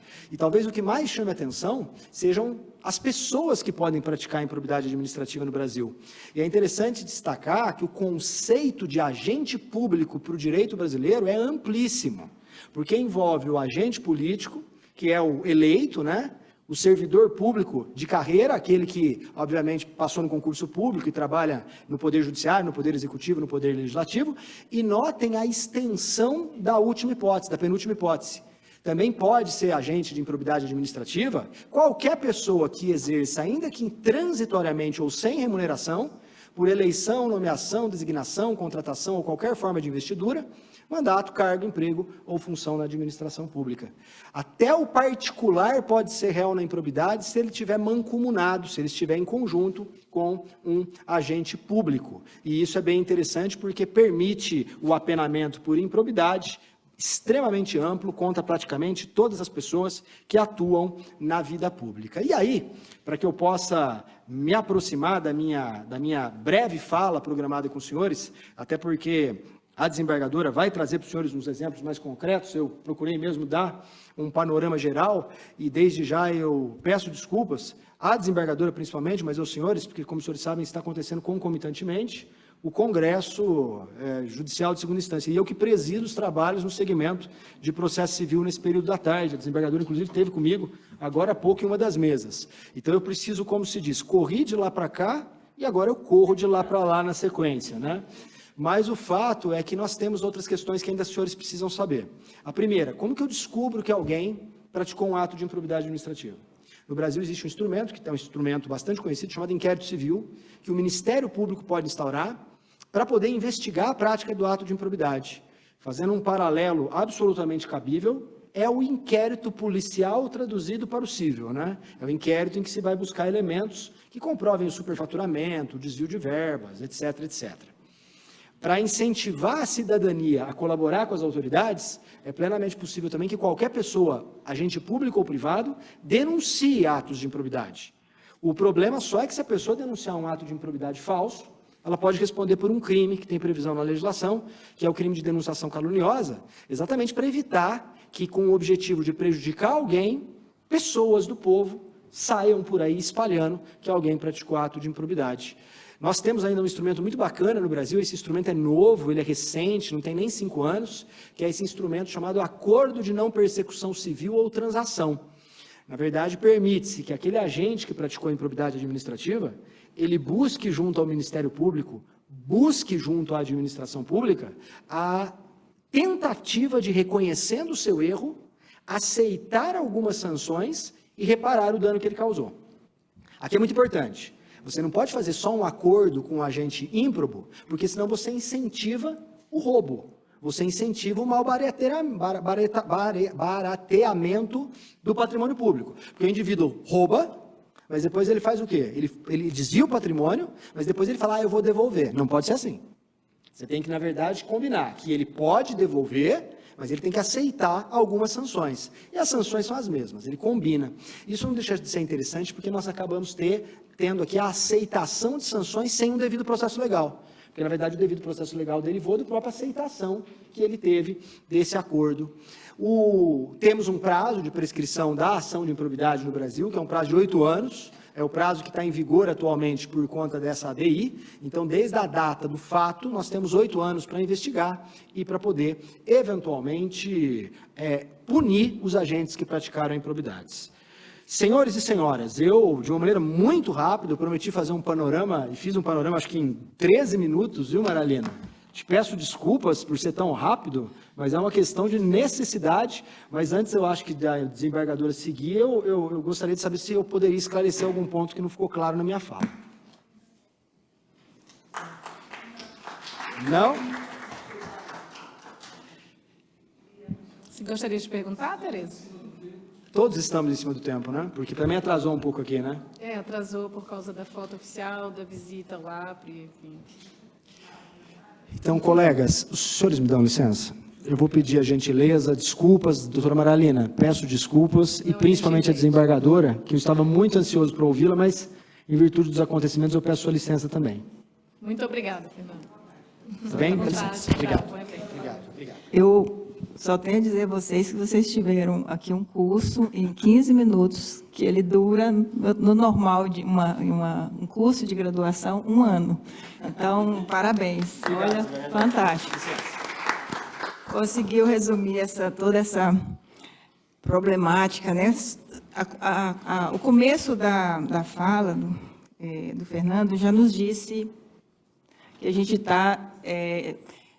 É um instrumental para enfrentar um problema crônico nosso, assim como me parece, né, de vocês.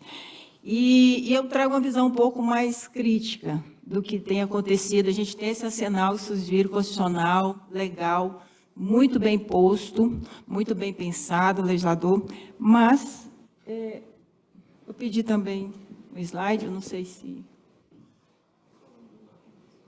Eita. Deve estar primeiro diálogo, Angola, no meu nome deve estar. Mas nem me apresentei, né? Primeiro vou me apresentar, eu sou desembargadora aqui do Tribunal Regional Federal, e o nosso tribunal, Tribunal Regional Federal, nós temos 6 no Brasil, que julgam as causas que envolvem a União, é o maior de todos, são 13 estados. Então, a gente tem uma jurisdição que abarca todo o norte do país, então toda a região amazônica está conosco, o centro-oeste, o Cerrado brasileiro está conosco, e uma parte do nordeste brasileiro também, a jurisdição é aqui em Brasília. Então, a gente tem muita improbidade para julgar. É um tribunal que tem um volume de processo. Eu tenho, pessoalmente, no meu gabinete, hoje, depois de trabalhar muito, 14 mil processos, e essa tem sido a média nossa. Improbidade administrativa. O Brasil vinha com inaugurou, mais ou menos em 1990, não sei se os senhores acompanharam, um tal de Caçador de Marajás, que foi um presidente que lançou, um candidato à presidência, que ele lança como plataforma dele, caçar marajás e corruptos. E esse presidente, tão logo ele toma posse, essa lei que os senhores viram, é sancionada em 1992, e a gente passa a ter, então, uma estrutura normativa que não existia para tratamento das improbidades administrativas. Essa estrutura, ela vem, então, nessa vontade do eleitor, que manifestou nas urnas: nós queremos um país sem corrupção. Então, ela vem extremamente rigorosa. A gente começa a trabalhar, então, em 1992, com a lei, que ela traz um foco absolutamente punitivista. Então, o juízo de garantias que se aplicava ao processo penal e ao processo administrativo sancionador, ele fica um pouco de lado, porque aqui a vontade do legislador era exclusivamente buscar uma limpeza no país. E a gente começa, então, com o Ministério Público muito entusiasmado com a lei, várias ações, para vocês terem ideias, assim, a gente recebia ações até por uma ligação telefônica que usou o telefone público para fins privados. Começou o excesso, né? Começou o excesso e realmente todos percebiam. A jurisprudência começou a tentar balancear isso, mas ainda não conseguia chegar no equilíbrio. O legislador, então, em 2021, país traumatizado no contexto político pela Lava Jato, há essa mudança paradigmática, muito profunda, aparentemente uma pequena alteração da lei, mas ela muda toda a estrutura de punição da improbidade administrativa no Brasil. Então, nós tínhamos a lei, o regime anterior, que o foco era na punição, havia o risco presumido, ou seja, bastava o Ministério Público entrar com a ação, pedia o bloqueio de todos os bens da pessoa que estava sendo acusada, que presumia-se o risco de dilapidação e os bens todos eram bloqueados. A culpa era genérica, não precisava detalhar o dolo, a intenção de punir, a intenção de apropriar bem público, e isso era bastante, portanto, a culpa. E os tipos eram abertos. Nós tínhamos o tipo do artigo 11, por exemplo, que hoje se exige o dolo, em que uma mera atividade administrativa desastrosa poderia gerar uma ação de improbidade administrativa.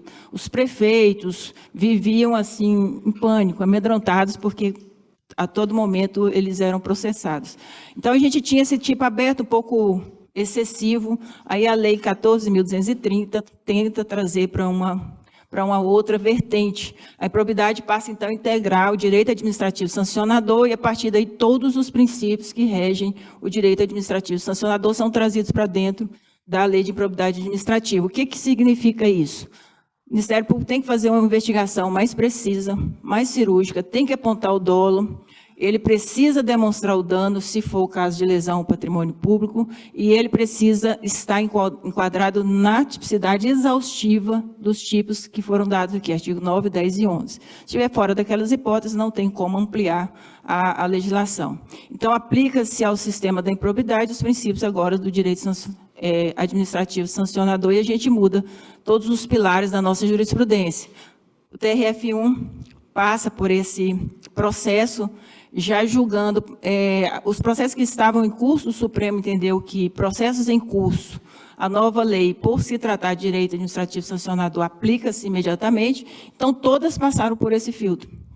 Resultado: a maioria dos processos foram, os recursos foram providos, foi absolvido, porque não passaram nos filtros criados pela Lei 9. O principal deles, o dolo, a intenção, a finalidade específica de causar dano ao erário público.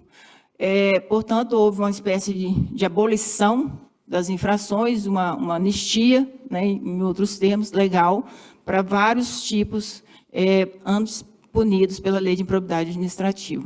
A lei, ela previa como cautela a remessa necessária. Então, se uma ação de improbidade era julgada improcedente no primeiro grau, necessariamente ela tinha que subir para ser reexaminada pelo colegiado. Isso também foi abolido. Se é julgado improcedente, não precisa mais, não tem mais reexame necessário.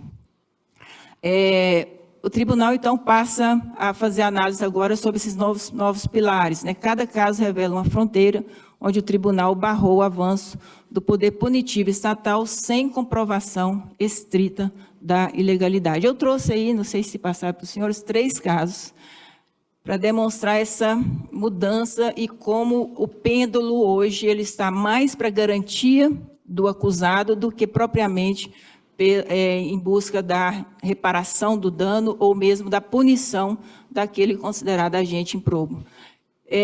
O acordo 1, que é a questão da indisponibilidade, que eu disse, uma cautelar do Ministério Público, que antes ele ingressava com a cautelar, noticiava a malversação dos recursos públicos, ele instruía com uma investigação feita por ele mesmo e, normalmente, 100% dos casos, era deferida a indisponibilidade dos bens. O tribunal, fazendo análise já sob essa nova ótica, num caso de desvio de 1 milhão, imputação de desvio de quase 2 milhões de reais, fez essa análise a partir da nova legislação e a medida de bloqueio não foi autorizada. O novo algoritmo do bloqueio patrimonial, portanto, há fundados indícios, tem fundados indícios de ato ímprobo, o perículo in mora podia ser presumido, não pode mais, a demonstração tem que ser concreta de que o agente pode dilapidar o seu patrimônio e, com isso, esvaziar a possibilidade de reparação ao patrimônio público. Então, a tese anterior superada, recurso do Ministério Público normalmente é negado se ele insiste com a tese do dano presumido ou do risco presumido. O acórdão 2, que é importante perceber os agentes, né, é um carteiro, nesse caso, e o limite da tipicidade. A gente trabalha com 2 categorias, normalmente, de servidores públicos, né, que são os agentes públicos, os políticos, e os servidores públicos executores, né? E a gente percebe, pela dinâmica da nova legislação, que os agentes públicos tiveram uma indulgência maior do legislador, e a lei ela acaba que está mais focada agora na punição dos intermediários, dos executores, dos servidores públicos de menor hierarquia no sistema público brasileiro. O agente aqui, no caso, é um empregado dos Correios. É muito comum essas ações de probidade contra servidores dos Correios, que é uma empresa pública no Brasil, e nesse caso ele desviou cartões de crédito e cheques que são encaminhados pelos Correios, dano presumido de cento e poucos mil reais. Ele foi condenado, artigo 9º, enriquecimento, artigo 10, dano, e o artigo 11, violação dos princípios da administração pública. Condenação à perda do cargo, multa de R$20 mil e ressarcimento do valor, além da suspensão dos direitos políticos. Depois de passar por esse novo filtro, essa ação dele ele perde força e ele volta ali na punição. A pena dele passa por um outro filtro que também não se valorava muito, mas quando está enquadrado agora no direito administrativo sancionador, é necessário, que é o princípio da proporcionalidade da pena. Aí há um novo filtro, além do filtro da taxatividade. Então, automaticamente, ele passou. O filtro da taxatividade está previsto expressamente no artigo 11? Não. Então, já caiu, ele foi punido 9, 10 e 11. Então, já cai o 11. A pena dele, a dosimetria, passa por uma nova calibração a partir de um princípio que é o da proporcionalidade. Então, ele vai ressarcir, ok? Ressarcimento de 100%, havia imputação de verbas rescisórias, isso é decotado, porque não faz parte da lesão ao patrimônio público propriamente dito.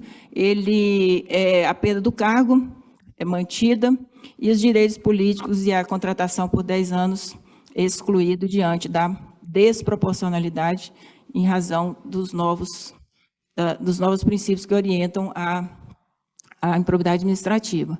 Então, vejam que o rigor, agora nós estamos praticamente na outra ponta da balança, né? O fechamento, esse outro é um caso de um fechamento de uma UTI, um problema que vinha recorrente aqui também no Brasil, falha do sistema de saúde, e os médicos ali, diante do problema, resolveram fazer uma contratação sem licitação.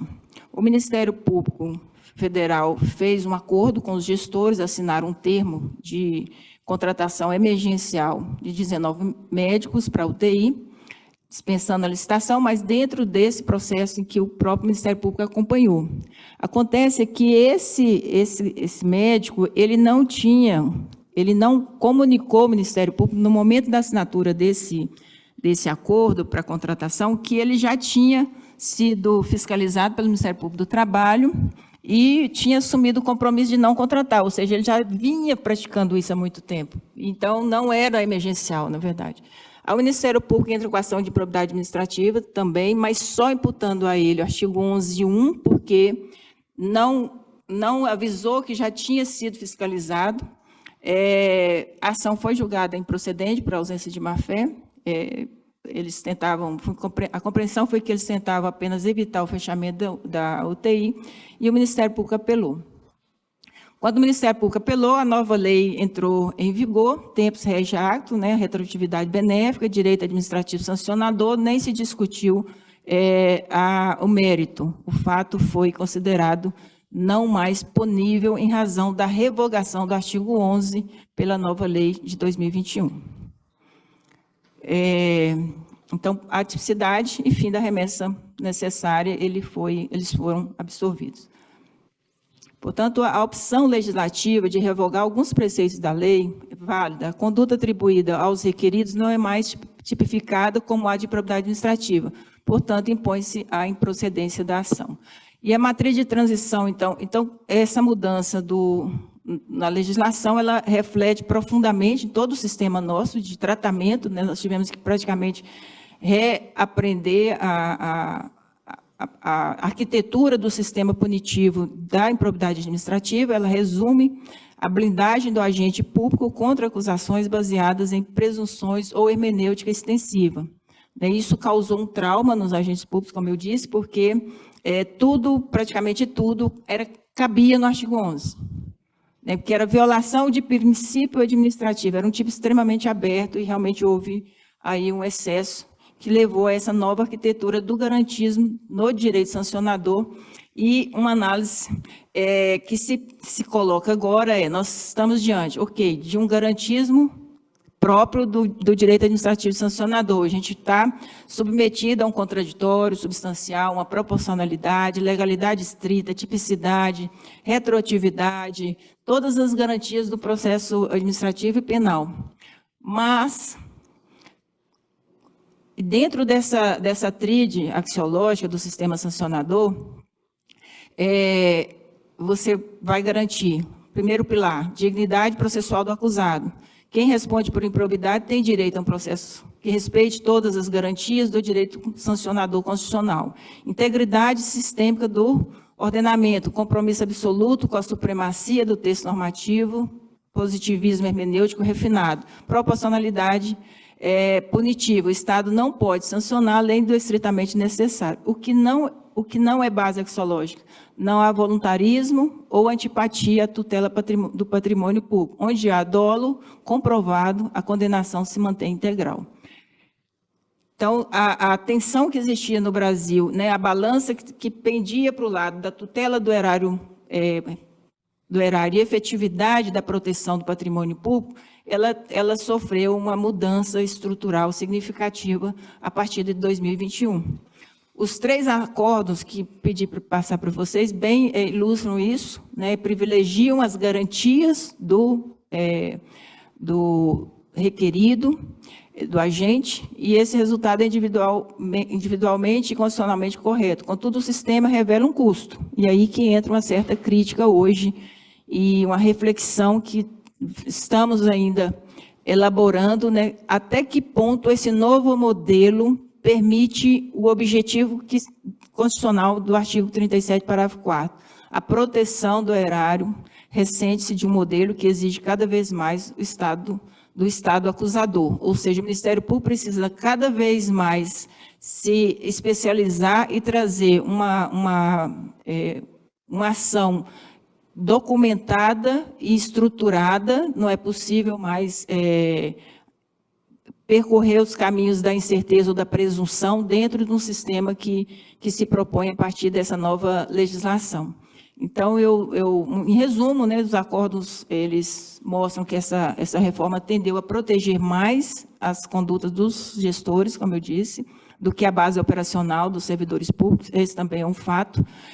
E um padrão que merece, portanto, uma certa cautela e um monitoramento para que a gente sempre brinca aqui no Brasil, sempre quem é punido é o mensageiro, né? Não é quem mandou a mensagem, nem quem recebeu, é o mensageiro. Então, é uma estrutura normativa que traz esse perigo também, se não ficarmos atentos ao que realmente a gente pretende e precisa como sociedade.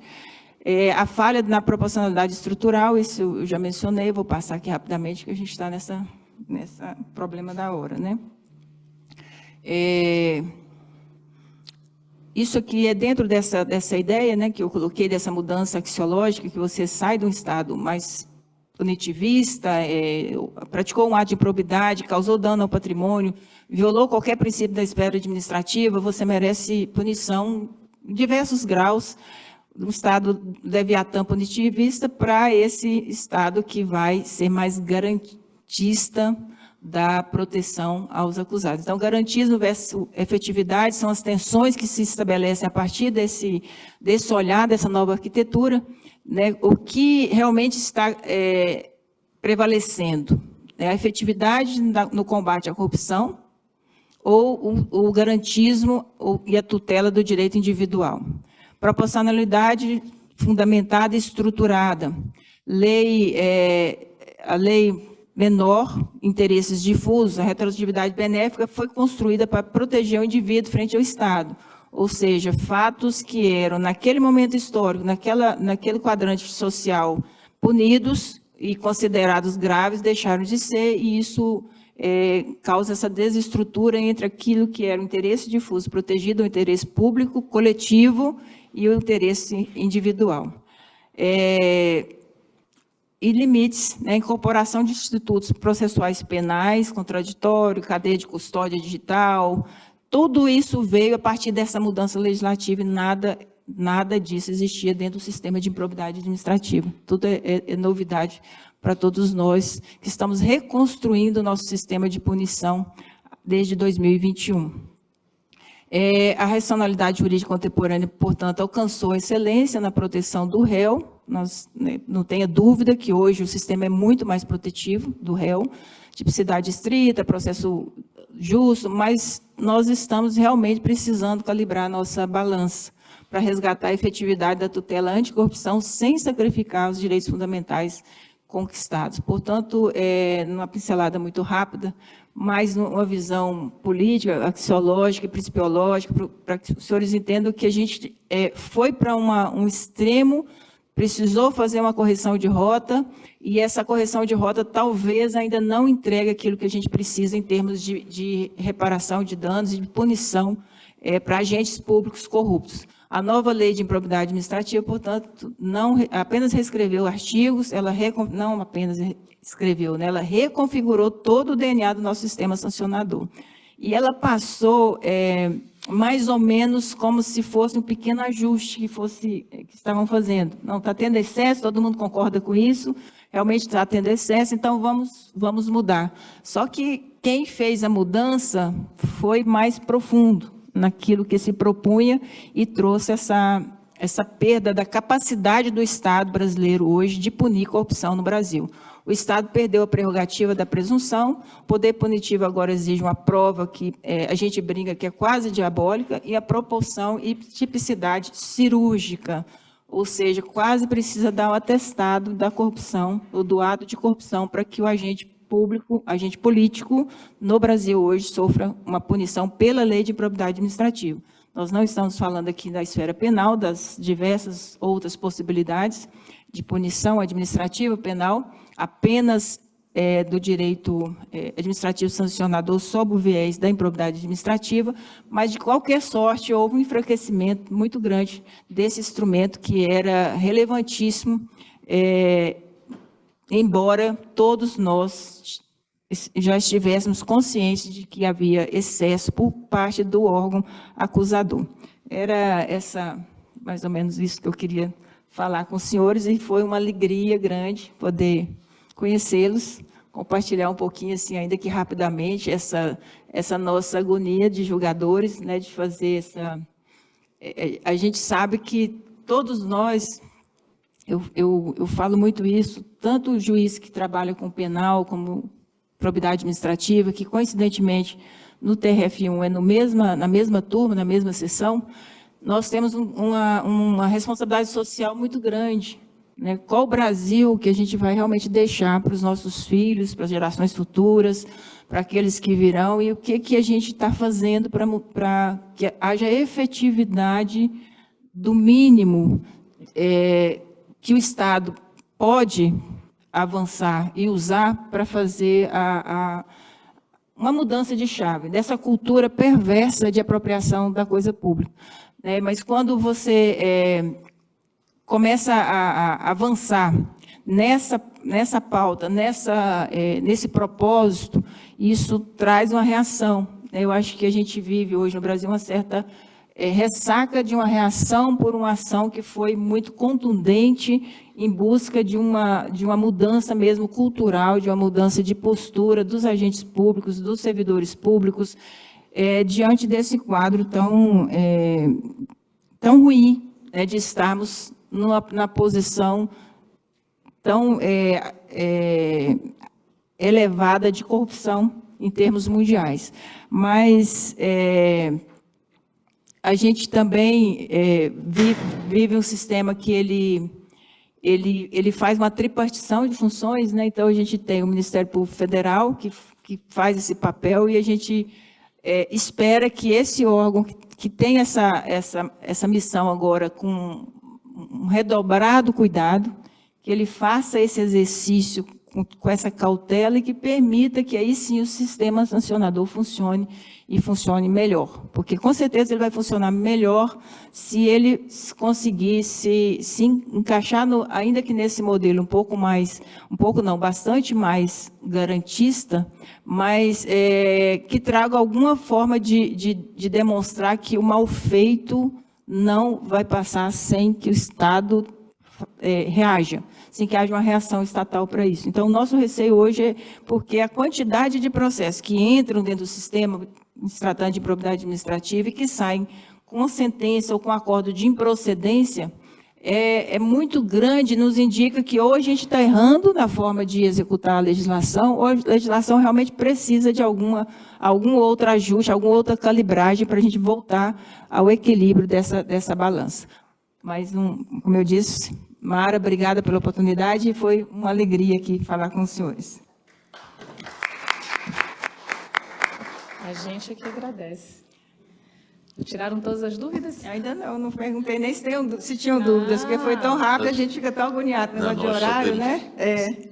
Desembargadora Rosimeira, nós só temos que agradecer em nome desta delegação angolana pela partilha do conhecimento, por essa experiência, e certamente teremos no futuro outros momentos que podemos aprofundar mais essa conversa e essa troca de experiência. Está certo? Está certo. Portanto, muitíssimo obrigado e, quem sabe, se calhar em Angola, voltarmos a ser convidado um dia para em Angola poder abordar um tema desses e debatermos mais amplamente. Então, muito obrigado. Sim. Obrigada.